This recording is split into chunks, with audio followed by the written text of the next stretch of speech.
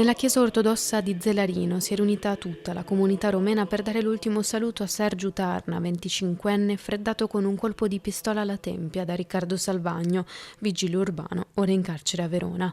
In centinaia la funzione celebrata in lingua rumena con rito ortodosso, straziante il dolore della madre Anastasia, che a più riprese, tra le lacrime, ha chiesto giustizia per il figlio.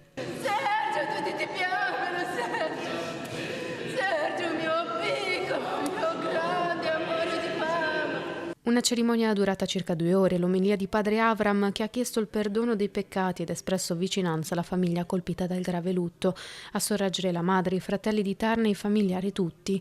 Ognuno, come vuole la tradizione ortodossa, ha portato un dono e una candela accesa per segnare il cammino e accompagnare l'anima di Sergiu nell'aldilà. Troppo il dolore per una morte che non trova spiegazione. Mio caro, mio povero, che cosa ti hanno fatto?